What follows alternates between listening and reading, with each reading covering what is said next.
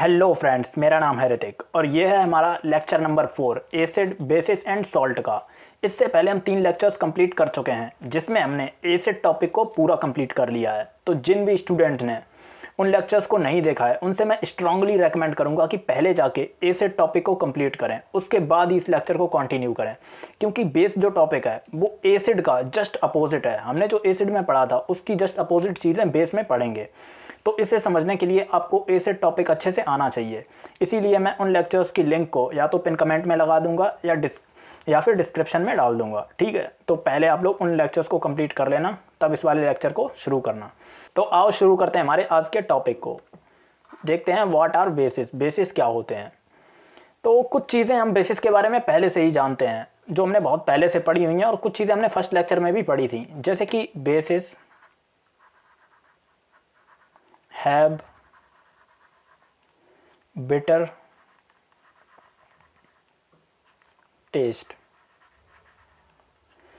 जो बेस होते हैं हमारे वो कड़वे होते हैं टेस्ट में, या फिर एक शब्द होता है कसैला, जो कड़वा नहीं होता लेकिन वो अजीब सा लगता है, उसी को बोलते हैं कसैला। बट तुम ऐसे समझ लो हमारे लेवल तक कि जो बेस होते हैं वो कड़वे होते हैं, उन्हें अगर हम टेस्ट करेंगे तो वो कड़वे लगेंगे। ठीक है, बिटर इन टेस्ट। दूसरी चीज़ जो हमें पहले से ही पता है कि base is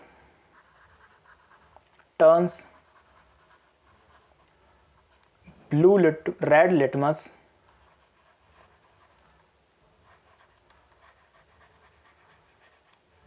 red litmus to blue.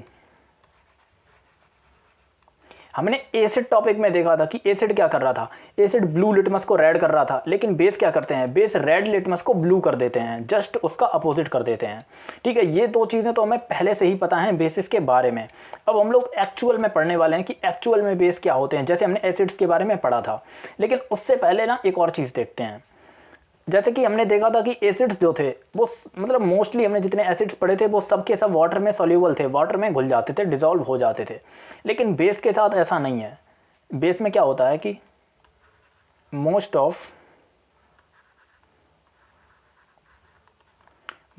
Of the basis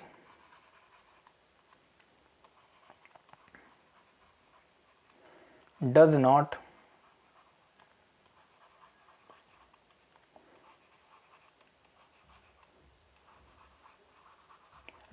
dissolve in water। भाई एसिड के साथ क्या हो रहा था, हमने एसिड में तो ये चीज़ देखी नहीं थी। एसिड तो मतलब कि ऑलमोस्ट सारे के सारे एसिड्स वाटर में डिसॉल्व हो रहे थे, लेकिन बेस के साथ ऐसा नहीं है। कुछ मतलब बहुत ही कम बेस हैं जो वाटर में डिसॉल्व होते हैं, नहीं तो most of the basis does not dissolve in water, पानी में डिसॉल्व भी नहीं होते हैं। अब क्या सीन है, अब एक और चीज़ देखते हैं। लेकिन हम उन बेसिस के बारे में पढ़ेंगे जो वाटर में डिसॉल्व होते हैं। तो those basis which are dissolve in water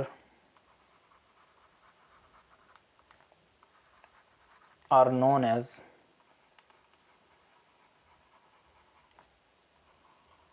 alkali।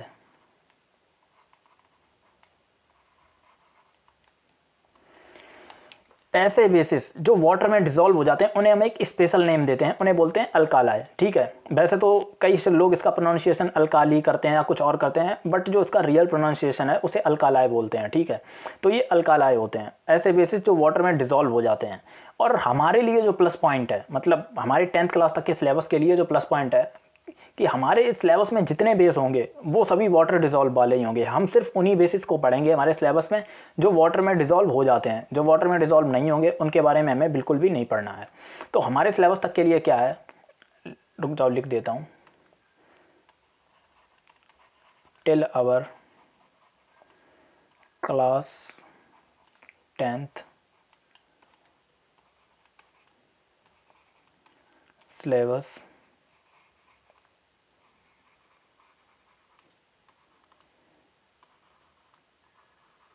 Base equals to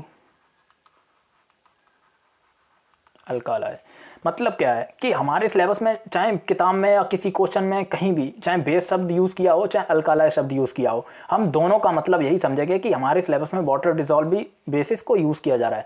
actual में बेस तो बहुत तरीके के होते हैं, बेस तो बहुत सारे हैं, लेकिन हमारे जो स्पेसिफिक बेस हमारे जो सिलेबस में है वो सिर्फ अल्काली बेस हैं, ठीक है, अल्कालाई। अब इन्हीं बेसिस को हमें पढ़ना है। तो एनसीईआरटी में ना एक पैराग्राफ दिया था इसके ऊपर, जिसे मैं एज इट इज़ लेके आया हूँ, जैसा का तैसा ही। आओ उसे देखते हैं पहले क्या लिखा हुआ है उसमें। All basis do not dissolve in water, सारे के सारे बेस वाटर में डिजॉल्व नहीं होते हैं। An alkali is a base that dissolve in water, एक जो ऐसा बेस जो वाटर में डिजॉल्व हो जाता है उसे हम लोगों ने एक स्पेशल नेम दिया और वो था अल्कालाई, ठीक है, इसे हम लोग बोलते हैं अल्कालाई। एक सेकंड, ठीक है, उसे बोलते हैं अल्कालाई। दे आर सोपी टू टच, ये मतलब कि छूने में ना साबुन जैसे होते हैं। साबुन को जब हम लोग हैंड वॉश वगैरह करते हैं सोप से, तो हमारे हाथ देखें थोड़े से ऑयली टाइप के, मतलब कि कैसे समझाऊं, स्मूथ चिकने टाइप के हो जाते हैं और थोड़ा सा फोम टाइप का भी क्रिएट होता है। तो जो अल्काली बेस होते हैं जो वाटर में डिजॉल्व होते हैं, वो भी हमें अगर हम उन्हें छुएंगे ना तो वो भी हमें चिकने चिकने फील होंगे। दूसरा बोल रहा है बिटर एंड कोरोसिव, मतलब कि ये कड़वे होते हैं और कोरोसिव होते हैं। कोरोसिव हम लोग पिछले चैप्टर्स में पढ़ के हुए आए हैं, जो मेटल्स को या और सब्सटेंस को पूरी तरह से बर्न करके ख़त्म कर देते हैं, उस तरह का। जैसा कि एसिड की प्रॉपर्टी सेम प्रॉपर्टीज़ बेस की भी हैं। अब क्या आता है, नेवर, अब आगे लिखा हुआ है नेवर टेस्ट और टच देम एज दे में काउज हार्म, ना इन्हें हमें टच करना चाहिए और ना ही इन्हें हमें मतलब टेस्ट करना चाहिए। ये बहुत ज़्यादा हार्म प्रोड्यूस, मतलब हम लोगों को हार्म कर सकते हैं। ये चीज़ें भी हम पहले ही पढ़ चुके हैं कि एसिड हो चाहे बेस हो वो डेंजरस होते हैं, हमारे लिए हार्मफुल होते हैं, चाहे भले ही वो मतलब कि डाइल्यूट फॉर्म में क्यों ना हो, ठीक है। तो बस यही पैराग्राफ था जो एनसीईआरटी में था, जिसे मैं लेके आया हूँ। इसे भी देख लेना, वही लिखा हुआ है जो मैंने तुम्हें बताया कि ऐसे बेसिस जो वाटर में डिजॉल्व नहीं होते हैं उन्हें अल्कालाई बोलते हैं। और हमारे सिलेबस तक चाहे कोई भी बेस आ जाए, हमें ये सोचना ही नहीं है कि वाटर में डिजॉल्व होगा या नहीं होगा, क्योंकि हमारे सिलेबस में सिर्फ वही सारे बेस हैं जो वाटर में डिजॉल्व हो जाएंगे, ठीक है। अब हम लोग एक्चुअल देखते हैं कि बेस की डेफिनेशन क्या होती है। जैसे कि हमने एसिड की डेफिनेशन पढ़ी थी ना, एक्चुअल में एसिड्स क्या थे, वैसे ही अब हम बेस की डेफिनेशन देखने वाले हैं।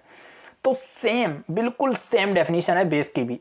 क्या डेफिनेशन है आओ देखते हैं। अब base is a substance which dissociate on dissolving in water to produce hydroxide ion.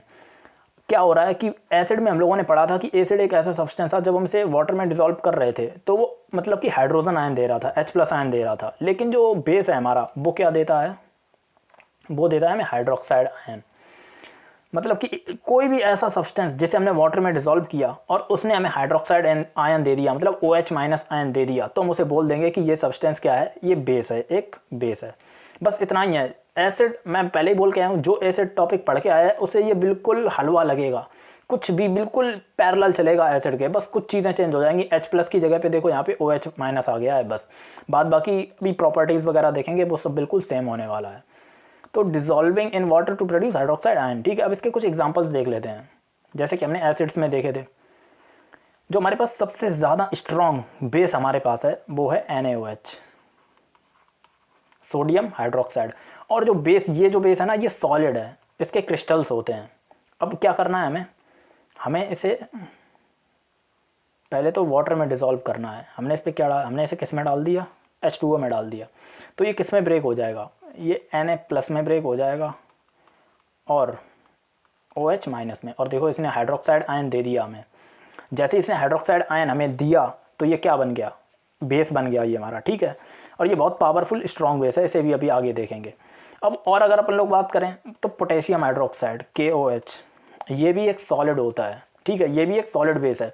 और इससे भी हम लोग जब सॉलिड को वाटर में डालेंगे, देखो डेफिनेशन में ही लिखा है कि a base is a substance which dissociate on dissolving water. ये तभी डिसॉल्व, मतलब तभी डिसोसिएट होता है जब हम इसे पानी में डालते हैं, तो हमें इसे वाटर में डालना पड़ेगा। इसे भी हमने वाटर में डाला तो ये हमको क्या दे देगा, पोटेशियम आयन दे देगा, K+ दे देगा, और हाइड्रोक्साइड आयन दे देगा, OH- दे देगा, ठीक है। तो ये बेस हो गए। और देख लेते हैं हमारे पास, अगर हम लोग कैल्शियम ऑक्साइड ले लेते हैं, कैल्शियम ऑक्साइड ये भी सॉलिड है हमारे पास, ठीक है। इसे भी हमें वाटर में डालना पड़ेगा। हमने इसे भी वाटर में डाला, हमें क्या मिल गया, कैल्शियम आयन मिल जाएगा। कैल्शियम Ca+2 बनाता है और हाइड्रोक्साइड आयन मिल जाएंगे। और हाइड्रोक्साइड आयन कितने मिलेंगे, 2 हाइड्रोक्साइड आयन मिलेंगे 1 कैल्शियम हाइड्रोक्साइड आयन को ब्रेक होने पर। जैसे कि हम लोग जो H2SO4 जो एसिड था, जब उसे ब्रेक कर रहे थे तो एक मॉलिक्यूल में हमें 2 H आयन मिल रहे थे। उसी तरह से ये कैल्शियम हाइड्रोक्साइड आयन है, इसके मतलब एक मॉलिक्यूल को जब ब्रेक करेंगे तो हमें 2 हाइड्रोक्साइड आयन मिलेंगे, ठीक है। ऑल्दो ये जो कैल्शियम हाइड्रोक्साइड है ये एक वीक बेस है, ये स्ट्रॉन्ग बेस नहीं है। अब आगे देखते हैं और एग्जांपल देख लेते हैं, कोई ऐसी दिक्कत की बात नहीं है हमारे पास। मैग्नीशियम हाइड्रोक्साइड, ये भी सॉलिड होता है और इसे भी हम पानी में डालेंगे, H2O, ठीक है। जैसे ही हम लोग इसे वाटर में डालेंगे सॉलिड होता है तो ये क्या बना देगा, मैग्नीशियम आयन बना देगा, Mg+2 बनाएगा और सेम पहले की तरह हाइड्रोक्साइड आयन बना देगा, ठीक है। ये देखो ये सारे के सारे हाइड्रोक्साइड आयन दे रहे हैं, OH- आयन्स दे रहे हैं, तो ये सब के सब क्या हो गए, बेस हो गए। एक और एग्जांपल देख लेते हैं हमारे पास, अमोनियम हाइड्रोक्साइड ले लेते हैं, अमोनियम हाइड्रोक्साइड NH4OH। अभी ऊपर वाले जो चारों थे वो सॉलिड थे, लेकिन ये क्या है, ये ऑलरेडी लिक्विड होता है। ये बनाया कैसे जाता है, जो अमोनिया गैस होती है ना उसे हम लोग वाटर में डिसॉल्व कर देते हैं, तो वो पहले से ही लिक्विड होता है।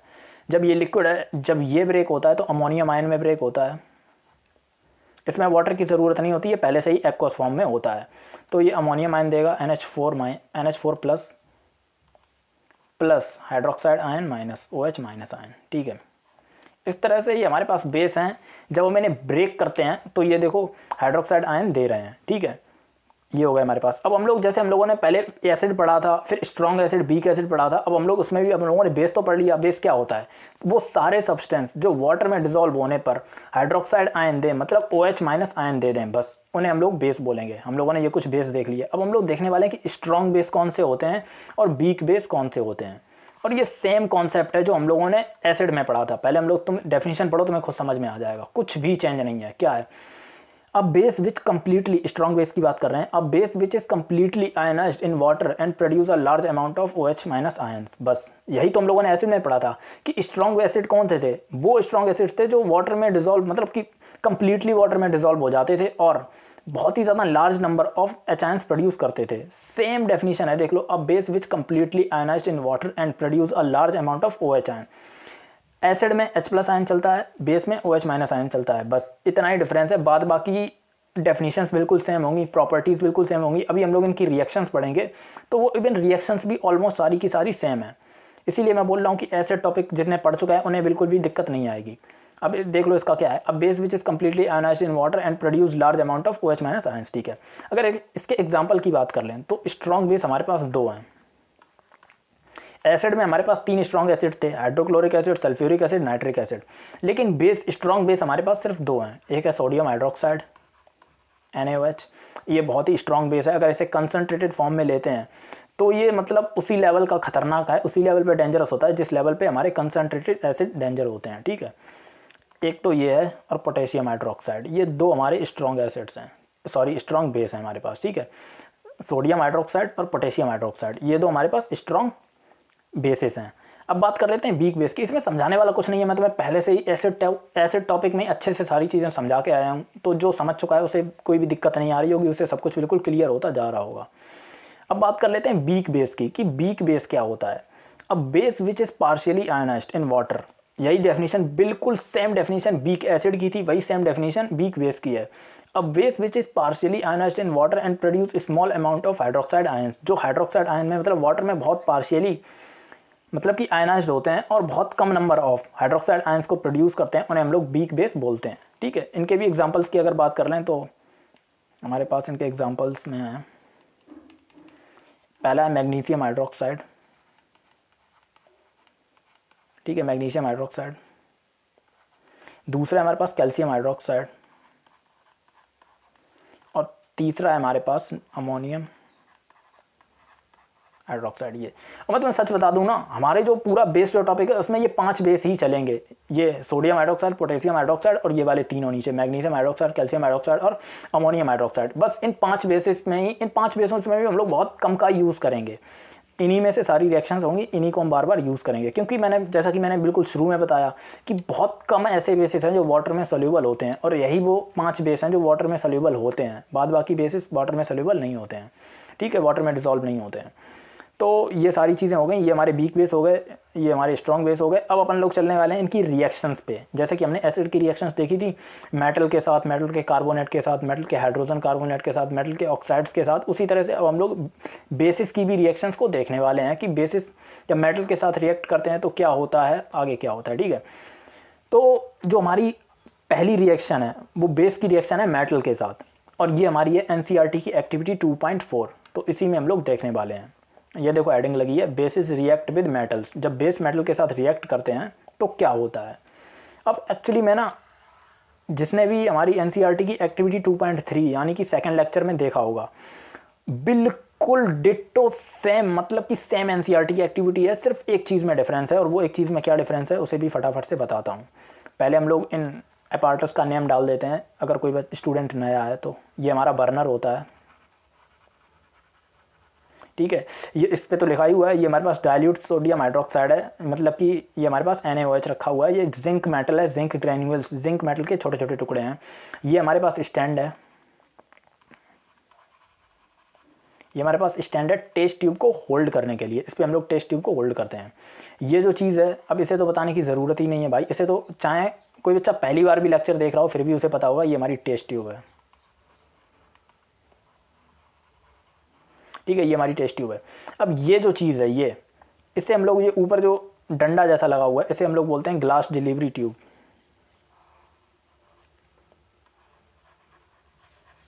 ग्लास डिलीवरी ट्यूब, ठीक है। ये ग्लास डिलीवरी ट्यूब है। ये क्या करती है, किसी भी रिएक्शन में अगर कोई गैस फॉर्म हो रही है तो उसे हम लोग सेपरेट या कलेक्ट करने के लिए इसका यूज़ करते हैं। और जो नीचे तुम्हें दिख रहा है ये रबर कॉर्क है,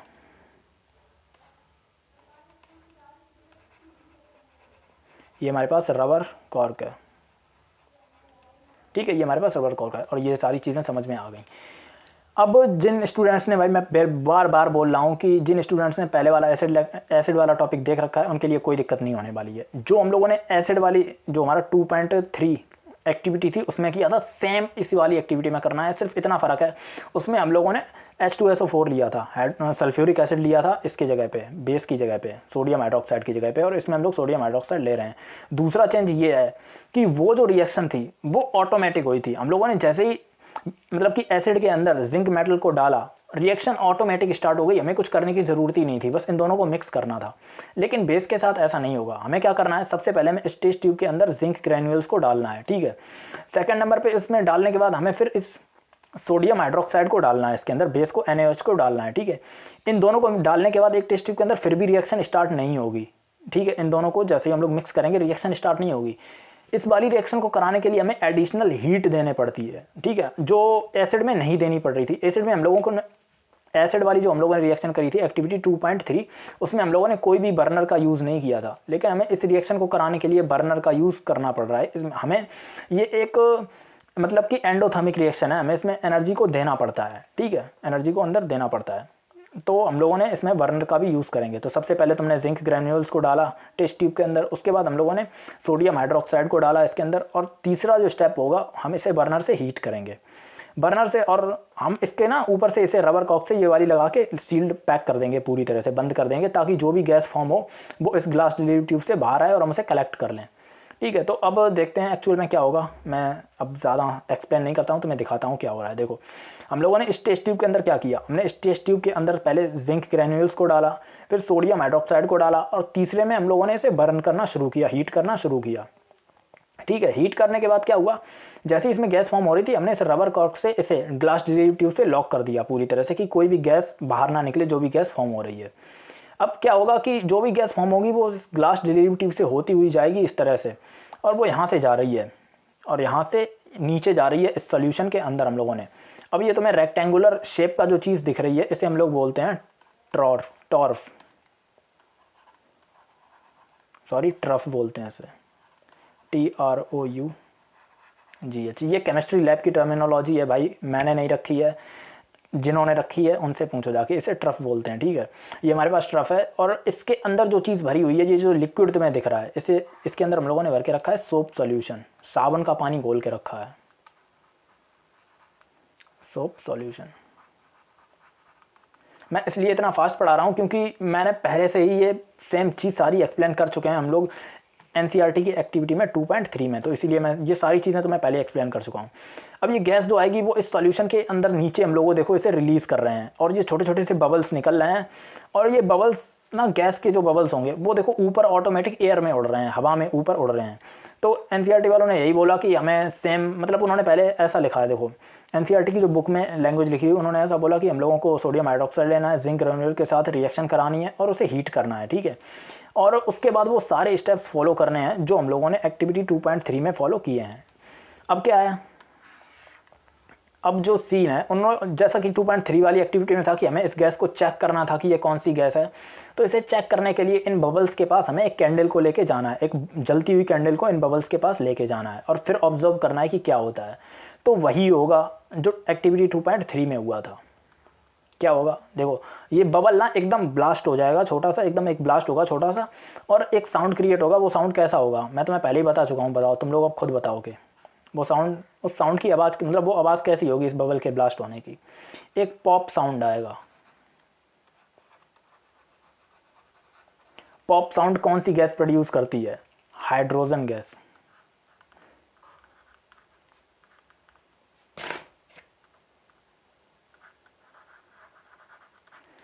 pop sound hydrogen gas create करती है। तो इन बबल्स के अंदर जो गैस भरी हुई है वो कौन सी गैस है, हाइड्रोजन गैस है। और अगर तुम्हें याद हो, अगर तुम्हें मतलब थोड़ा बहुत भी दिमाग में याद हो कि हम लोगों ने जब एसिड और मेटल्स की रिएक्शन कराते थे तो सॉल्ट और हाइड्रोजन गैस फॉर्म होती थी, और अभी हम लोगों ने बेस और मेटल की रिएक्शन कराई है तो भी salt and hydrogen gas form हो रही है। तो अब हम इसकी रिएक्शन लिखने वाले हैं। अब तुम समझ ही गए होगे कि कैसे हुआ है कैसे नहीं हुआ है, ठीक है। हम लोगों ने बबल, मतलब कि पहले तो इस ग्लास डिलीवरी ट्यूब को वाटर में यहाँ पे सोल्यूशन में रिलीज़ किया। इस रिलीज़ की वजह से क्या हुआ कि जो गैस निकल रही थी उसके बबल्स बनने लगे। अब हाइड्रोजन गैस जो होती है वो एयर से हल्की होती है, ये भी मैं तुम्हें पहले पढ़ा चुका हूँ। एयर से हल्के होने की वजह से ये बबल्स जो हैं वो ऑटोमेटिक एयर में जाने लगेंगे, हवा में ऊपर उड़ने लगेंगे। अब जैसे ही हवा में उड़ने लगें तो इसे टेस्ट करने के लिए हम एक बर्निंग कैंडल को इसके पास लेके आते हैं, जलती हुई कैंडल को, और जैसे ही बबल के पास कैंडल को लेके जाएंगे वो बबल एकदम ब्लास्ट हो जाएगा और उसमें से पॉपअप साउंड आएगा, ठीक है। और एक और चीज़ बता देता हूँ, ये जो यहाँ पे तुम्हें येलो कलर की फ्लेम दिख रही है, एक्चुअल में ना मैं वो तुम्हें बस दिखाने के लिए लाया हूँ। लेकिन ये जो फ्लेम जब हाइड्रोजन गैस जलती है तो वो येलो कलर की फ्लेम नहीं करती है, तब वो ब्लू कलर की फ्लेम से जलती है। मैं यहाँ पे नोटिस कर, मतलब लिख देता हूँ, ब्लू फ्लेम, ठीक है। ये पॉइंट भी कभी क्वेश्चन में डाल सकता है कि a gas burning with blue flame. अगर कोई गैस ब्लू फ्लेम के साथ जल रही है तो समझ जाना कि हाइड्रोजन गैस की बात हो रही है। मैं ऐसे बस ऐसे ही इमेज को दिखाने के लिए लाया क्योंकि मुझे ब्लू फ्लेम की इमेज मिल नहीं रही थी इसलिए, ठीक है। तो लेकिन तुम लोग इसे फिर भी अपने नोट्स में डाल देना कि ये ब्लू फ्लेम से जलती है। तो आओ अब इसकी रिएक्शन देखते हैं कि एक्चुअल में क्या रिएक्शन हो रही है, ठीक है। तो हम लोगों ने जो लिया था कंपाउंड, यहाँ पे सबसे पहले लिया था एक बेस जो कि था सोडियम हाइड्रोक्साइड। NaOH हमने किस फॉर्म में लिया था, एक्वस फॉर्म में लिया था। और इसकी रिएक्शन हम लोगों ने किससे कराई थी, जिंक मेटल से। जिंक सॉलिड है। और इस रिएक्शन को कराने के लिए हमें किस चीज़ की ज़रूरत पड़ी थी, हीट की। हमने इसे हीट किया था बर्नर पे, ठीक है। हीट एनर्जी दी थी तो हमें प्रोडक्ट क्या मिलेगा, हमें प्रोडक्ट मिलेगा Na2ZnO2, ठीक है। ये एक सॉल्ट है और ये सॉलिड होता है, ये सॉलिड फॉर्म में मिलेगा। इसका नेम क्या होता है, इसका नेम होता है सोडियम जिंकेट। और दूसरी चीज़ जो हमें मिलेगी वो होगी हमारे पास हाइड्रोजन गैस, ठीक है। इसका नेम है, रुक जाओ, इसका नेम डाल देता हूँ, sodium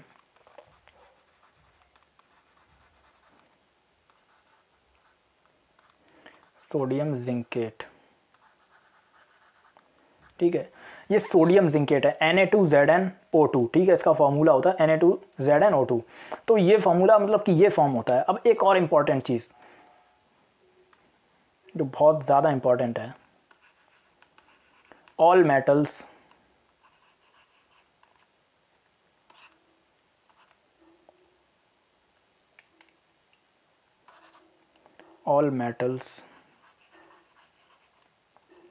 does not,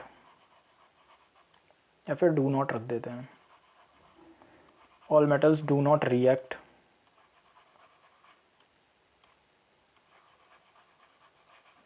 react with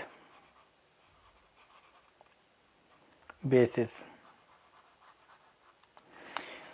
सारे मेटल्स बेसिस के साथ रिएक्ट नहीं करते हैं जैसे एसिड के साथ रिएक्ट कर रहे थे, ठीक है। दूसरी चीज़ तो इसे रिएक्ट कराने के लिए हमें हीट देनी पड़ती है, और तीसरी चीज़ की ये रिएक्ट भी सारे नहीं करते हैं, ठीक है।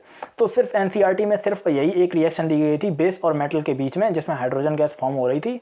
तो हम भी बस एक ही रिएक्शन पढ़ेंगे क्योंकि एनसीईआरटी में बस उतना ही दिया था, और ये लाइन भी वहाँ पे मेंशन थी कि all metals do not react with basis, basis के साथ सारे मेटल्स रिएक्ट नहीं करते हैं, ठीक है। अब अपन लोग चलते हैं आगे।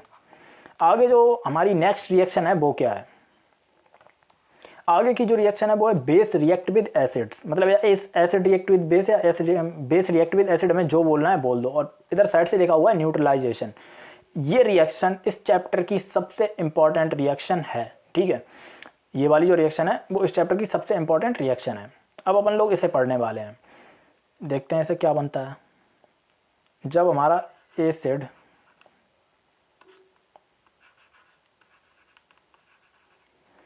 प्लस बेस, जब एसिड और बेस रिएक्ट करते हैं तो क्या होता है? तो होता है हमारे पास सॉल्ट प्लस वाटर। ये दो चीज़ें फॉर्म होती हैं, और मैं तुम्हें पहले बता रहा हूँ ये इस चैप्टर की सबसे इम्पॉर्टेंट रिएक्शन है। एग्ज़ाम में इससे मतलब क्वेश्चन आने के चांस सबसे ज़्यादा रहते हैं इस वाले चैप्टर में से। अगर कोई रिएक्शन आती है तो मतलब मोस्टली एग्जामिनर इसी रिएक्शन को पूछता है, ये उसकी फेवरेट मतलब बोल सकते हो, ठीक है। तो जब एसिड बेस के साथ रिएक्ट करता है तो सॉल्ट और वाटर बनाता है। अब अपन लोग देखने वाले हैं इसके बारे में भी, इसको भी हम लोग एनसीईआरटी की एक्टिविटी से देखने वाले हैं। और इसके लिए हम लोग एनसीईआरटी की एक्टिविटी कौन सी देखने वाले हैं? एनसीईआरटी एक्टिविटी 2.6 को। इसे करने के लिए हमें क्या क्या चाहिए? ज़्यादा चीज़ों की ज़रूरत नहीं है, इसके लिए बिल्कुल थोड़ी चीज़ों की ज़रूरत है। एक तो हमें बीकर चाहिए, ये हमारे पास बीकर है, ठीक है। ये हमारे पास है ड्रॉपर,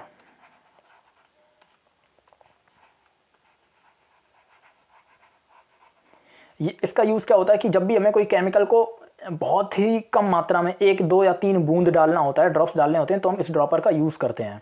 हाथों से ऐसे ही डालेंगे तो क्वांटिटी को मतलब ज़्यादा गिर जाएगी। तो इस रिएक्शन में उन लोगों ने क्या बोला कि हमें 3 चीज़ों की ज़रूरत पड़ेगी। सबसे पहले हमें क्या चाहिए?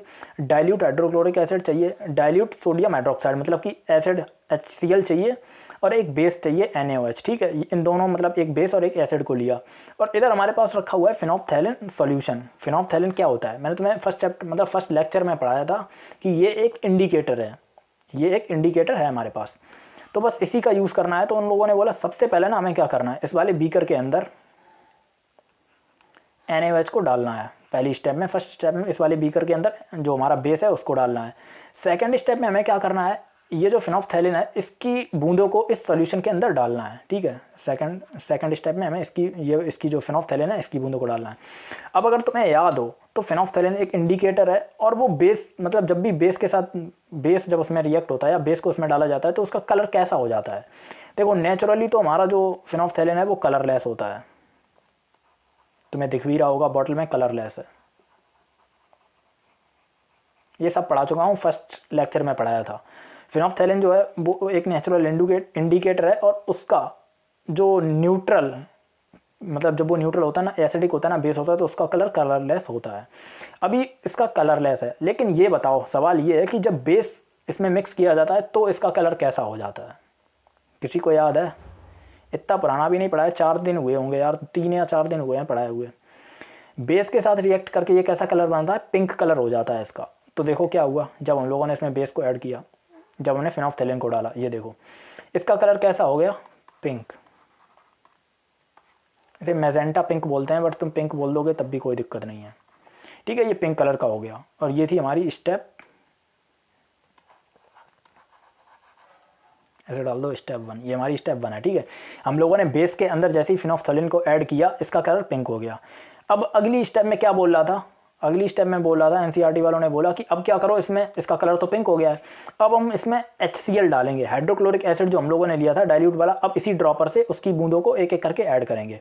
अब जैसे ही हम लोगों ने देखो, जैसे ही हम लोगों ने मतलब कि एसिड को इसमें ऐड करना शुरू किया, इसकी रिएक्शन देखो, ये क्या है हमारे पास, इसे लिख देता हूँ, डाइल्यूट HCl। ये हमारे पास क्या है, इसे फिनोल्फथैलिन है, ठीक है, लिख देता हूँ।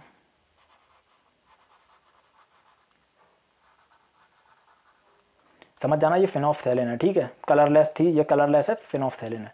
नीचे इसके अंदर पहले क्या भरा हुआ था, NaOH था, डाइल्यूट NaOH प्लस फिनोल्फथैलीन, ठीक है। इसके अंदर ये जो बीकर है, इसके अंदर हमारे पास ये चीज़ें हैं,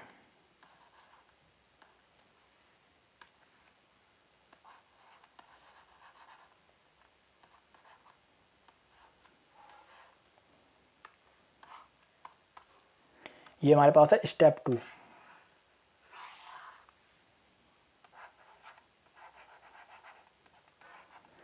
अब सवाल ये आता है कि पहले हम लोगों ने जब बेस के अंदर फिनोल्फथैलीन को मिलाया तो कलर जो होता है वो कलर मतलब कि पिंक हो जाता है, ठीक है, ये चीज़ हमें पहले से ही पता है कि कलर पिंक हो जाता है, कोई दिक्कत वाली बात नहीं है। लेकिन जैसे ही हम लोगों ने इसमें डाइल्यूट HCl मिलाया तो ये फिर से कलरलेस हो गया। भाई कलरलेस हो गया, इसका क्या मतलब है? कलरलेस कब होता है फिनोल्फथैलीन कलरलेस तब होता है जब वो न्यूट्रल हो, उसके अंदर ना एसिड हो ना बेस हो। तो इस रिएक्शन से हमें क्या कंक्लूजन मिला कि एसिड और बेस जब आपस में रिएक्ट करते हैं ना तो दोनों एक दूसरे को न्यूट्रलाइज कर देते हैं, दोनों को एक दूसरे को ख़त्म कर देते हैं। फिर इसके आगे क्या हुआ, इसके आगे NCERT वालों ने बोला कि इतना होने के बाद हम फिर से दोबारा इसके अंदर फिर से NaOH की कुछ बूंदों को ऐड करेंगे, मतलब बेस को फिर से डालेंगे। तो ये देखो इन लोगों ने क्या किया, इस बार इन लोगों ने डाइल्यूट मतलब बेस इन्होंने फिर से ऐड किया इसके अंदर, और क्या आया, ये फिर से पिंक कलर का हो गया, फिर से पिंक कलर का हो गया। मतलब कि अब ये जो पूरा सोल्यूशन था, पहले इन लोगों ने बेस डाला, ठीक है, बेस डाला पिंक हुआ, बेस डालने के बाद इन्होंने एसिड डाला, एसिड और बेस ने रिएक्ट करके मतलब एक दूसरे को न्यूट्रलाइज कर दिया। और थर्ड स्टेप में क्या हुआ, इन लोगों ने बोला कि फिर से बेस डालो, इन्होंने फिर से बेस डाला, अब इसका कलर देखो फिर से पिंक कलर का हो गया है। बस इतनी एक्टिविटी है। बोल रहा था कि इनके कलर की ऑब्जर्वेशंस लिखो, और ऑब्जर्वेशन से तुमने क्या क्या मतलब कि ऑब्जर्व किया और क्या कंक्लूजन निकाला वो चीज़ें बताओ। तो सबसे पहली चीज़ तो हमने कंक्लूजन यही निकाला कि भाई जो एसिड और बेस हैं आपस में मिलकर एक दूसरे को न्यूट्रलाइज कर देते हैं और ज़ीरो हो जाते हैं। तो इस रिएक्शन को पहले लिखते हैं। इस रिएक्शन में हम लोगों ने क्या लिया था, हम लोगों ने एसिड लिया था हाइड्रोक्लोरिक एसिड HCl, किस फॉर्म में, एक्वस फॉर्म में। बेस कौन सा लिया था, NaOH यानी कि सोडियम हाइड्रोक्साइड, इसे भी हम लोगों ने एक्वस फॉर्म में लिया था। जब इन दोनों को हम लोगों ने मिलाया तो क्या बना हमारे पास, इन दोनों को मिलाने के बाद हमें बना NaCl टेबल सॉल्ट, किस फॉर्म में, एक्वस फॉर्म में, प्लस हमें और क्या मिला, हमें मिला वाटर H2O जो कि था हमारे पास लिक्विड, ठीक है। तो ये तो एक्चुअल में रिएक्शन जो हो रही थी वो हुई। जब एसिड को हम लोगों ने बेस में मिलाया तो हमें सॉल्ट मिला और वाटर मिला, ठीक है, दो चीज़ें मिली यहाँ पे।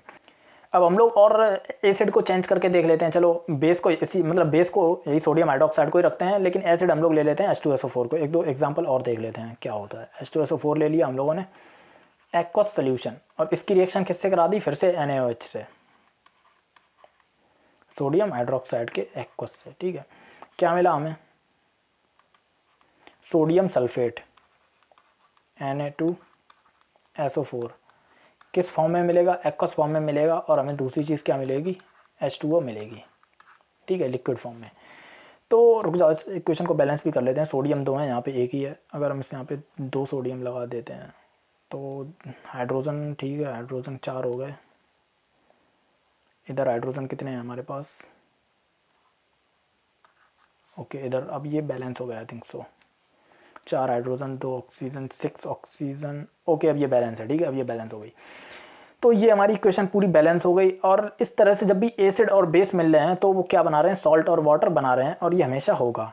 अब इस रिएक्शन को हम लोग बोलते हैं न्यूट्रलाइजेशन। न्यूट्रल मतलब कि देखो ऐसा है, जैसे कि मैं तुम्हें एग्जांपल दूं, मान लो कि मैंने तुम्हें एक बॉक्स दिया, ठीक है, ये एक बॉक्स है, मैंने तुमसे बोला इसके अंदर, जो मैंने तुम्हें पहले भी एग्जांपल दिया था, मैंने कहा इसके अंदर +10 चार्ज डाल दो। तुम्हारे पास कोई चार्ज है, मैंने तुमसे बोला इसके अंदर +10 चार्ज डाल दो, और मैंने तुमसे फिर बोला कि इसके अंदर -10 चार्ज डाल दो, ठीक है, ठीक है। इन दोनों को मिलाकर फिर मैं तुमसे बाद में पूछूं कि इसके ऊपर ओवरऑल चार्ज कितना है, तो तुम बोलोगे कि भैया प्लस का 10 था, माइनस का 10 है, इक्वल टू 0 आ गया। 0 मतलब न्यूट्रल हो गया, मतलब जीरो और न्यूट्रल को मैंने तुम्हें अलग अलग बताया, लेकिन वो चीज़ अलग है, वो चीज़ तुम समझ रहे हो। लेकिन मैं तुमसे पूछा नेट चार्ज कितना आया, ओवरऑल चार्ज कितना आया, ओवरऑल चार्ज जीरो हो गया, न्यूट्रल हो गया, ठीक है, जीरो आ गया। तो सेम चीज़ वैसे ही है कि जब एसिड और बेस दोनों एक दूसरे के अपोजिट हैं, जितना एसिड तुमने डाला अगर उतना ही बेस डाल दिया तो दोनों एक दूसरे को ख़त्म कर देंगे और न्यूट्रल हो जाएंगे, एक सॉल्ट बना लेंगे और वाटर रिलीज हो जाएगा, ठीक है। तो यही सारी चीज़ें। अब इस रिएक्शन को लिख लेते हैं, एक्चुअल में इसकी डेफिनेशन क्या होती है। अगर एग्जाम में आ जाती है डिफाइन न्यूट्रलाइजेशन, तो क्या डेफिनेशन लिखोगे? The reaction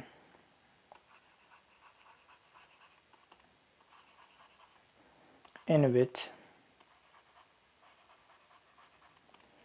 acids and acid and bases reacts to form salt and water, ठीक है, इज नोन एज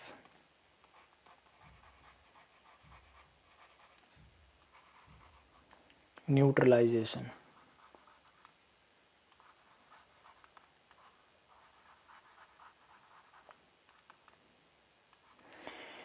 रिएक्शन मतलब वो रिएक्शंस जिसमें एसिड और बेस आपस में एसिड और बेस रिएक्ट करके सॉल्ट और वाटर बना लेते हैं, उसी चीज़ को बोलते हैं न्यूट्रलाइजेशन, ठीक है, उसी रिएक्शन को बोलते हैं न्यूट्रलाइजेशन रिएक्शन।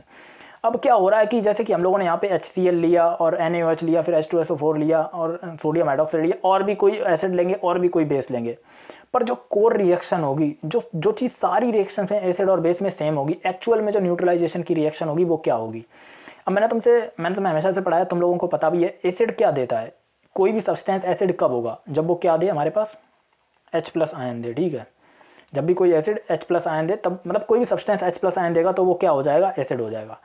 अब बेस की क्या डेफिनेशन है? बेस के लिए कोई भी सब्सटेंस OH- आयन दे दे तो वो क्या बन जाएगा? बेस बन जाएगा, ठीक है। तो OH- आयन, ठीक है।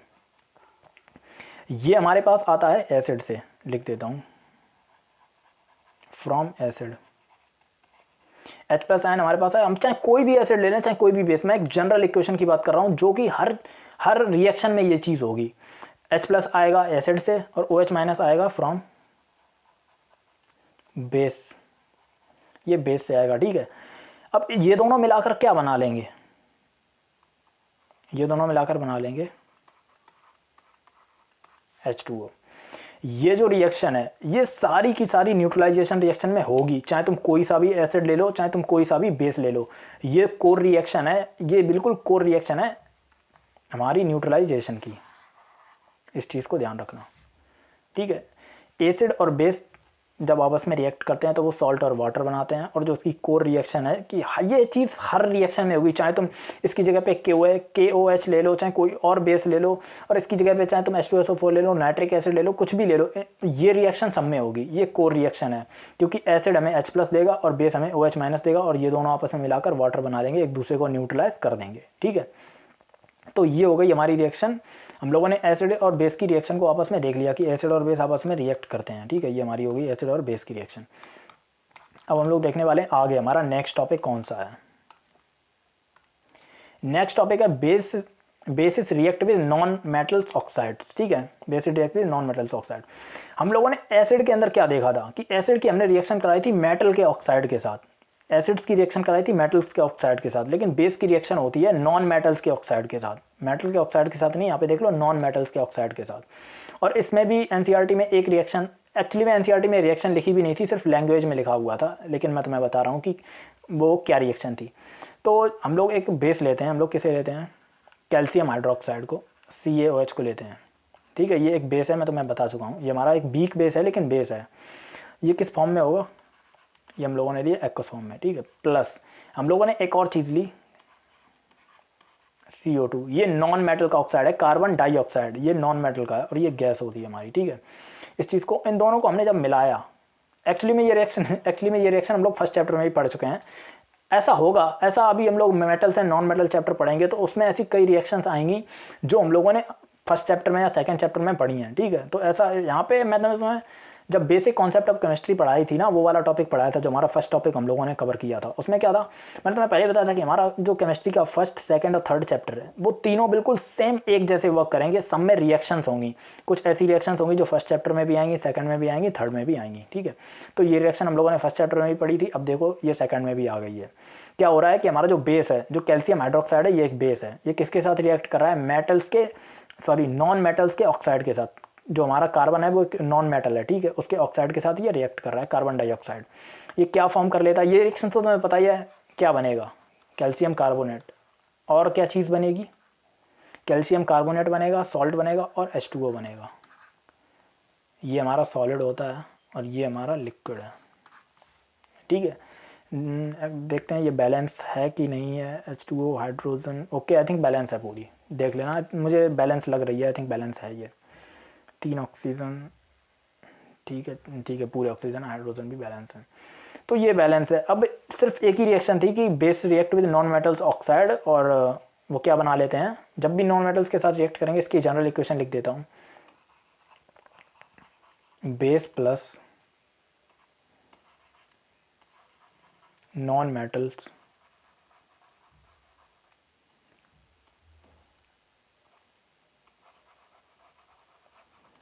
नॉन मेटल ऑक्साइड्स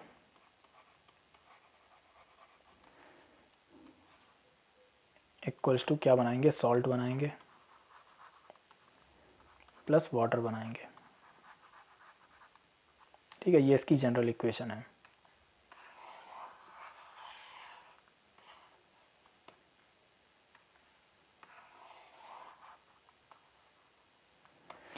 ठीक है, ये इसकी जनरल इक्वेशन हो गई, ये इसका एग्जांपल हो गया। हम लोगों ने कैल्शियम हाइड्रोक्साइड की रिएक्शन कराई CO2 के साथ, ये रिएक्शन हम लोग पहले भी पढ़ चुके हैं, और कैल्शियम कार्बोनेट बनता है और H2O वाटर रिलीज होता है, इसमें कोई नई चीज़ नहीं है। अब देखते हैं आगे, इतनी ही रिएक्शन थी। बेस की रिएक्शन हम लोगों ने मेटल के साथ कराई, मेटल के साथ भी ज़्यादा होती नहीं है। फिर हम लोगों ने बेस की रिएक्शन एसिड के साथ कराई, एसिड प्लस बेस की रिएक्शन। उसके बाद हम लोगों ने बेस की रिएक्शंस कराई नॉन मेटल्स के ऑक्साइड के साथ। अब यहाँ पे जो एसिड की रिएक्शंस थी वो, मतलब सॉरी, बेस की जो रिएक्शंस थी वो खत्म होती हैं। मैं एसिड मतलब बेस की जगह पे बार बार एसिड शब्द यूज़ कर देता हूँ, उसके लिए सॉरी बोलता हूँ, बट तुम लोग समझ जाना कि हम लोग बेस की बात कर रहे हैं। आज पूरा जो चैप्टर है वो बेस की ही बात कर रहा है, ठीक है। अब हम लोग चलते हैं, एक छोटा सा टॉपिक और है आगे, कौन सा है, nature of metal oxide and non metal oxide, ठीक है। इसके बारे में भी NCERT में दिया गया था। क्या चीज़ है, हम लोगों ने एक रिएक्शन पढ़ी आज ही, और वो रिएक्शन क्या थी कि एसिड प्लस बेस, मतलब जब एसिड रिएक्ट विद बेस तो क्या बनाते हैं, सॉल्ट प्लस वाटर, ठीक है। ये चीज़ हम लोगों को पता है, ये चीज़ हम लोगों को आज हम लोगों ने देख ली, और इसकी एग्जांपल भी देख लिया कि सॉल्ट एंड वाटर बनता है, ठीक है। अब आती है एक और चीज़, हम लोगों ने सेकंड लेक्चर में जब हम लोग एसिड की रिएक्शंस को देख रहे थे, तो हम लोगों ने एक रिएक्शन पढ़ी थी कि एसिड, जो एसिड्स होते हैं, अगर हम उनकी रिएक्शन किसके साथ कराएं, मेटल के ऑक्साइड के साथ। एसिड की जब भी रिएक्शन मेटल के ऑक्साइड के साथ कराते हैं तो क्या बनेगा हमारे सामने, तो हमारे सामने सेम चीज़ें बनती थी, सॉल्ट प्लस वाटर बनता था, ठीक है।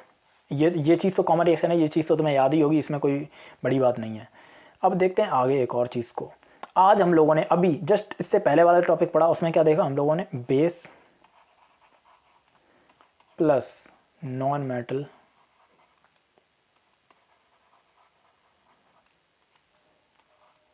ऑक्साइड।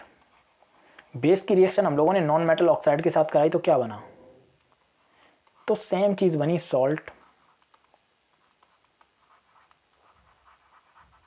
प्लस वाटर बना। अभी दिखा देता हूँ, देखो अभी जस्ट पढ़ के आए हैं, क्या बना, जब बेस नॉन मेटल ऑक्साइड के साथ रिएक्ट करा तो सॉल्ट और वाटर बना। देख लो, इस रिएक्शन से भी देख लिया, सॉल्ट और वाटर बन रहा है, ठीक है। तो वही चीज़ हम लोगों ने लिखी है, और ये चीज़ जो इससे ऊपर एसिड प्लस मेटल ऑक्साइड, ये हम लोगों ने सेकंड लेक्चर में पढ़ी थी, ठीक है। अब मैं तुम्हें समझाना क्या चाह रहा हूँ वो देखते हैं। देखो ये जो हमारी फर्स्ट वाली इक्वेशन है, इसको हम लोग कंपेयर करते हैं हमारी प्रिंसिपल इक्वेशन से, एसिड प्लस बेस वाली में। एसिड के साथ है, सॉल्ट के साथ है, वाटर के साथ है, तो बेस के साथ कौन आएगा, मेटल ऑक्साइड आएगा। बेस के साथ एसिड एसिड के साथ आ रहा है सामने, बेस के साथ कौन आ रहा है, मेटल ऑक्साइड, सॉल्ट, वाटर, ये चीज़ें बन रही हैं। जब एसिड और बेस की रिएक्शन होती है तो सॉल्ट एंड वाटर बन रहा है, जब एसिड और मेटल ऑक्साइड की रिएक्शन होती है तब भी सॉल्ट एंड वाटर बनता है। तो जो प्रोफेसर्स थे, जो साइंटिस्ट थे, उन लोगों ने क्या बोला कि जो मेटल ऑक्साइड है ये किसकी तरह बिहेव कर रहा है, भाई मेटल ऑक्साइड किसकी तरह बिहेव कर रहा है, ये बेस की तरह बिहेव कर रहा है। जब एसिड और बेस रिएक्ट करके सॉल्ट एंड वाटर बनाते हैं और एसिड और मेटल ऑक्साइड भी रिएक्ट करके सॉल्ट एंड वाटर बनाते हैं, तो हमारा जो मेटल ऑक्साइड है वो किसकी तरह बिहेव कर रहा है, ये बिल्कुल बेस की तरह बिहेव कर रहा है। और यहीं से एक कंक्लूजन निकाला साइंटिस्टों ने, क्या बोला उन्होंने पॉइंट दिया कि मेटल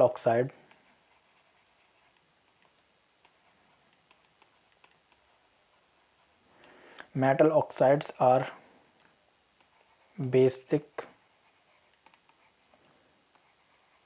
इन नेचर। जो हमारे मेटल ऑक्साइड्स होते हैं उनका जो नेचर होता है वो बेसिक होता है, मतलब कि वो बेस वाली प्रॉपर्टीज को शो करेंगे। अब देख लेते हैं इसके बारे में।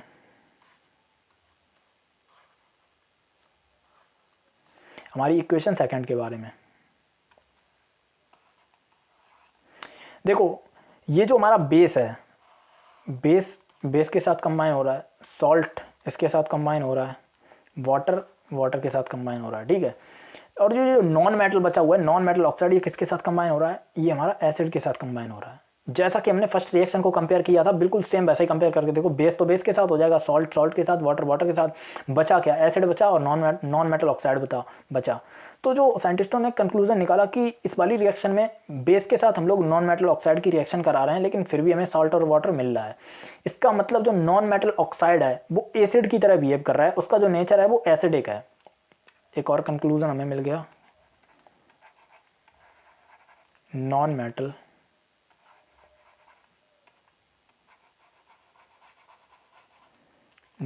ऑक्साइड्स आर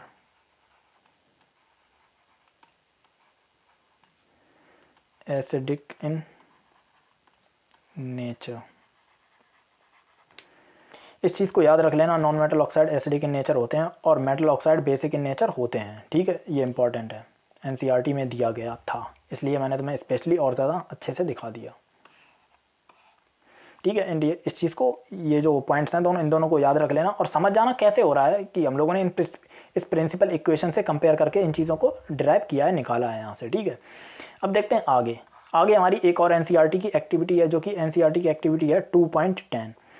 अब इस एक्टिविटी के बारे में मैं तुम्हें फर्स्ट लेक्चर में ही पढ़ा चुका हूँ इस चैप्टर की। इसमें मैं तुम्हें मतलब कि जो हम लोगों ने चीज़ें करी थी वही मैं तुम्हें दोबारा समझा देता हूँ लिख के। इसकी लैंग्वेज जो भी लिखा जाएगा वो मैंने फर्स्ट लेक्चर में पहले ही करा दिया था।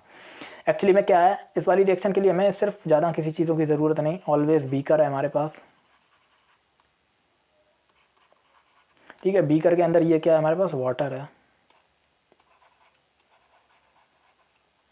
और ये तो हमें दिख ही रहा है कंसनट्रेटेड H2SO4 है। इस वाली जो बॉटल है इसके अंदर कंसनट्रेटेड H2SO4 है और इसके अंदर NaOH पैलेट्स हैं, मतलब कि कंसनट्रेटेड NaOH भी है। कंसनट्रेटेड H2SO4 लिया हमने, कंसनट्रेटेड NaOH भी लिया। अब हम लोगों ने फर्स्ट लेक्चर में एक टॉपिक पढ़ा था जो कि था डाइल्यूटिंग एन एसिड या डाइल्यूटिंग एसिड्स, ठीक है, एसिड को डाइल्यूट करना। तो अब एसिड और बेस दोनों की बात कर रहे हैं, तो मैंने तुम्हें बताया था कि जब भी हम कंसनट्रेटेड एसिड को डाइल्यूट करते हैं तो कभी भी हम एसिड के अंदर पानी को नहीं डालते हैं, पानी के अंदर एसिड को डालते हैं। ये चीज़ याद होगी, मैंने तुम्हें काफ़ी अच्छा खासा टाइम लेके और समझाया था बहुत अच्छे से कि जब भी हम किसी भी कंसनट्रेटेड एसिड को डाइल्यूट करते हैं तो हम लोग क्या करते हैं कि मतलब कि वाटर के अंदर एसिड की ड्रॉपलेट्स को डालते हैं। ऐसा नहीं करते कि एसिड ले लिया किसी बाउल में और उसके अंदर पानी की ड्रॉपलेट डाल रहे हैं, ये बहुत ज़्यादा डेंजरस होता है, ये बहुत ज़्यादा एक्सोथर्मिक रिएक्शन होती है, इसमें बहुत सारी एनर्जी रिलीज़ होती है। तो एनसीईआरटी वालों ने यही बोला कि एक बीकर में पानी ले लो और ड्रॉपर से 2 या 3 बूंदों को कंसनट्रेटेड H2SO4 को इस वाटर में डालो और फिर इस बीकर को चेक करके, मतलब कि टच करके चेक करो कि इसका टेम्परेचर कैसा है, क्या तुम्हें ऑब्जर्वेशंस हो रही हैं, वही सारी चीज़ें तुम्हें करनी है। तो देखो क्या किया हम लोगों ने, वाटर के अंदर कुछ बूंदें कंसनट्रेटेड H2SO4 की डाली। क्या डाला हम लोगों ने, कंसनट्रेटेड H2SO4, ठीक है। कंसनट्रेटेड H2SO4 जैसे ही डालोगे, क्योंकि ये कंसनट्रेटेड मैं तुम्हें बता चुका हूँ बहुत ज़्यादा डेंजरस होता है और ये रिएक्शन बहुत ही ज़्यादा एक्सोथर्मिक रिएक्शन है, बहुत सारी एनर्जी निकलती है। सिर्फ कुछ बूंदें डाली, देखो वाटर क्या होने लगा, वाटर इज बॉयलिंग, पानी खौलने लगा 2-3 बूंदों से ही, और इसके वेपर्स निकल रहे हैं। ये क्या है? Water vapours.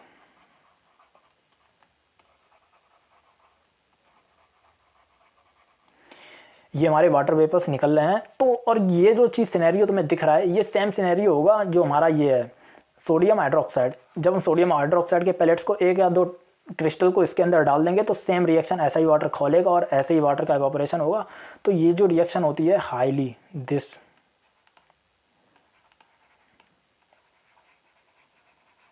एक्सोथर्मिक।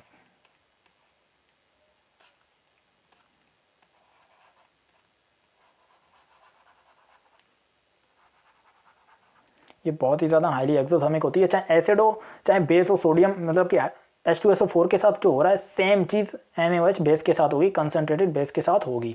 और बाद बाकी सारी चीज़ें मैंने तुम्हें पहले लेक्चर में बहुत डिटेल में पढ़ाई है, और इसकी जो पूरी मतलब कि एग्जामिनर वाली जो लैंग्वेज है, बुक वाली जो लैंग्वेज थी, वो भी मैंने पूरी लिख के लाया था, वो भी मैंने तुम्हें दिखाई थी, पढ़ाई थी, ठीक है। तो उसकी भी टेंशन नहीं लेनी है, वो पहले लेक्चर में तुम्हें सब मिल जाएगा, वो मैं तुम्हें दोबारा नहीं बताने वाला हूँ, वो तुम लोग फर्स्ट लेक्चर से देख लेना। तो ये हो गया हमारे NCERT की एक्टिविटी 2.10। इसमें क्या करना था? हमें चेक करना था कि जब हम लोग कंसनट्रेटेड एसिड या बेस को डाइल्यूट करते हैं तो कैसी रिएक्शन होती है, किन चीज़ों का प्रिकॉशन करना चाहिए। मैंने तुम्हें बताया था कि कभी भी तुम मतलब जब भी डाइल्यूट करोगे वाटर के अंदर एसिड की बूंदों को डाल रहे हो, देखो ऐसा ही करना। अगर तुमने कभी एसिड के अंदर पानी डाल दिया तो वो बहुत ज़्यादा मतलब कि वाटर ऊपर आएगा, एसिड भी ऊपर आ सकता है, तुम्हारी स्किन या बॉडी बर्न हो सकती है, एसिड बर्न हो सकता है, ठीक है। अब आगे देखते हैं। आगे अब कॉन्सेप्चुअल टॉपिक खत्म हो गए, बस इन चीज़ों को रीड कर लेना। क्या है? Properties of base. Properties of basis में तुम सारी प्रॉपर्टीज़ पढ़ते हुए आए हो, कुछ भी नई प्रॉपर्टीज़ नहीं है। पहली प्रॉपर्टी तो वही है, बेसिस है बेटर टेस्ट। दूसरी property, bases turn red litmus to blue. ये प्रॉपर्टीज़ भी हम लोग पहले लेक्चर से ही पढ़ते हुए आ रहे हैं। तीसरी प्रॉपर्टी क्या है कि बेसिस फील सोपी टू टच। ओके, ये प्रॉपर्टी में नई मतलब नई तो नहीं है, ये हम लोगों ने मतलब पढ़ा नहीं, इसके बारे में सिर्फ इतना ही दिया था कि बेस जो होते हैं वो सोफी टू टच होते हैं, साबुन जैसे फील होते हैं।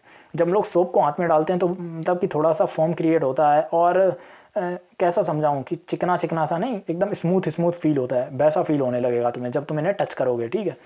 और इसकी फोर्थ प्रॉपर्टी क्या है कि base conduct electricity in solution. देखो हमें पता है, जब हम लोगों ने एसिड की प्रॉपर्टीज हमारा कल वाले लेक्चर में देखी थी, तो एसिड भी वाटर में जाने के बाद आयंस फॉर्म करता है, और बेस भी वाटर में डिसॉल्व होने के बाद आयंस को फॉर्म करता है। अगर किसी भी सॉल्यूशन में आयंस फॉर्म हो गए तो वो इलेक्ट्रिसिटी को कंडक्ट कर पाएगा। तो एसिड का सॉल्यूशन भी इलेक्ट्रिसिटी कंडक्ट कर रहा था, बेस का सॉल्यूशन भी इलेक्ट्रिसिटी को कंडक्ट करेगा, उसमें कोई बड़ी बात नहीं है। अब आते हैं आगे वाली। Base react with some metals to form hydrogen gas. Hydrogen gas की स्पेलिंग, ठीक है। Okay, some metals, bases some metals के साथ रिएक्ट करके हाइड्रोजन गैस बनाते हैं। इसको भी हम लोगों ने प्रैक्टिकली करके देखा अभी, ठीक है। और अब आगे देखते हैं, आगे वाली जो प्रॉपर्टीज़ हैं तो कौन सी हैं, कि यही हैं जो हम लोगों ने भी पढ़ी हैं, कि bases react with acid to form salt and water. Base react with non metal oxides to form salt and water. इन दोनों में सॉल्ट एंड वाटर बनाता है। मैं इन सबको इसलिए एक साथ लिख के लाया हूँ कि तुम एक साथ रीड कर लेना, तुम्हारे नोट्स एकदम अच्छे से प्रिपेयर हो जाएं। बाद बाकी इन सारी प्रॉपर्टीज़ को हम पहले से ही पढ़ चुके हैं, इसमें कुछ नया नहीं है। अब आते हैं आगे, जो हमारा आज का लास्ट टॉपिक, जो कि है यूजेस ऑफ बेस। हम लोगों ने एसिड के यूज़ देखे थे, इंडस्ट्री में क्या यूज़ हो रहा है, बाद बाकी किन किन चीज़ों में यूज़ होता है। उसी तरह से हम लोग देखने वाले हैं कि बेस का क्या यूज़ होता है, बेस कहाँ कहाँ काम आते हैं। तो क्या बोला है, NaOH जो हमारा सोडियम हाइड्रोक्साइड है, it is use in the manufacture of soap, paper and a synthetic fibre called rayon.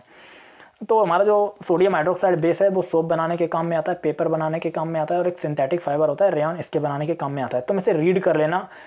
इसके चांसेस तो बहुत कम ही है कि एग्जामिनर ये पूछ दे कि यूज़ बताओ बेस के, लेकिन फिर भी हमें पता होना चाहिए। अगर उसने पूछ दिया तो तुम वहाँ पे बैठ के रोने थोड़ी ना लगोगे एग्जाम हॉल में कि नहीं ये तो सिलेबस में नहीं था, आपने कैसे पूछ दिया, कैसे नहीं पूछा। सिलेबस में है, इसीलिए तुम्हारे लिए लेके आया हूँ, ठीक है। अगला यूज़ कौन सा है, calcium hydroxide is used in the manufacturing of bleaching powder. Bleaching powder को भी हम लोग आने वाले जब सॉल्ट टॉपिक पढ़ेंगे इसी चैप्टर में तब उसे देखेंगे। अभी के लिए तुम बस इतना इसी लाइन को रीड कर लो कि जो हमारा कैल्शियम हाइड्रोक्साइड है वो ब्लीचिंग पाउडर बनाने में भी यूज़ होता है। अगला बोला है magnesium hydroxide is used as an antacid to neutralize excess acid in the stomach and cure indigestion. जब हम लोगों ने ये चैप्टर शुरू किया था, मैंने तुमसे एक क्वेश्चन पूछा था कि तुम एक शादी में गए, तुमने अच्छा खासा खाना खा लिया, तुम्हारा ये मतलब पेट में एसिडिटी तुम फील कर रहे हो, तो उसे कैसे ठीक करोगे। तो वही चीज़ होती है, एंटासिड होते हैं, उन्हीं चीज़ों से ये चीज़ ठीक होती है। इससे भी हम लोग आगे पढ़ेंगे सॉल्ट टॉपिक पे, ठीक है। अभी के लिए मैं बस लिख के लाया, तो मैंने रीड कर लेना, और ज़्यादा सीरियस अभी इन्हें टेंशन लेने की ज़रूरत नहीं है कि बैठ के इन्हें रट रहे हो, इतना कोई खास इंपॉर्टेंट नहीं है। तो बस आज का लेक्चर यहीं पे कंप्लीट होता है। अब एक और बात बताना चाहता हूँ कि हो सकता है कल वाले लेक्चर जिन्होंने देखा उसमें मतलब मेरी एनर्जी ना थोड़ी सी डाउन फील हो रही होगी, कि मैं थोड़ा सा एकदम लेज़ी था, कम एनर्जी से पढ़ा रहा हूँ। उसका रीज़न ये था कि मेरी तबीयत ठीक नहीं थी कल वाले लेक्चर में। पहले तो मुझे ऐसा फील हो रहा था कि मैं लेक्चर मतलब रिकॉर्ड कर ही नहीं पाऊँगा, लेकिन फिर भी मैंने हिम्मत करके लेक्चर रिकॉर्ड कर लिया, और अभी मैं ठीक हो चुका हूँ, दवाई वगैरह ले ली थी, कोई दिक्कत की बात नहीं है। और इस चैप्टर की PDF में वो प्रैक्टिस शीट बना रहा हूँ। कल मतलब जो हमारा नेक्स्ट लेक्चर होगा वो होगा, हम लोग pH स्केल को पढ़ेंगे, और जब कल वाला जो लेक्चर होगा वो वाला कंप्लीट होने के बाद उसी लेक्चर में मैं तुम्हें प्रैक्टिस शीट दे दूंगा। प्रैक्टिस शीट में एसिड टॉपिक के क्वेश्चंस होंगे, बेस टॉपिक के क्वेश्चंस होंगे, और वो हमारे जो pH स्केल वाला जो कल कंप्लीट करेंगे उसके क्वेश्चंस होंगे। ये जो हमारा टॉपिक है ना, चैप्टर है पूरा एसिड बेसिस एंड सॉल्ट, इसमें जो सबसे बड़ा टॉपिक है वो एसिड का है। एसिड को कंप्लीट करने के लिए हम लोगों ने 3 लेक्चर्स लिए। अब बेस जो टॉपिक है इस चैप्टर में सबसे छोटा टॉपिक था, जिसको हम लोगों ने कंप्लीट एक ही लेक्चर में, आज ही वाले लेक्चर में पूरा बेस मतलब कंप्लीट कर लिया, कि बेस की जितनी रिएक्शंस थी वो देख ली, प्रॉपर्टीज़ देख ली, यूज़ देख लिए, और बेस क्या होते हैं, स्ट्रॉन्ग बेस, वीक बेस, वो सारी चीज़ें देख ली। अब आता है हमारा सॉल्ट टॉपिक। सॉल्ट टॉपिक क्या है कि वो मतलब कि एसिड जितना बड़ा नहीं है, उसको कंप्लीट होने में 2 लेक्चर्स लगेंगे, वो 2 लेक्चर्स में कंप्लीट हो जाएगा। तो बस आज के लिए इतना ही रखते हैं, तब तक के लिए ओके, बाय बाय।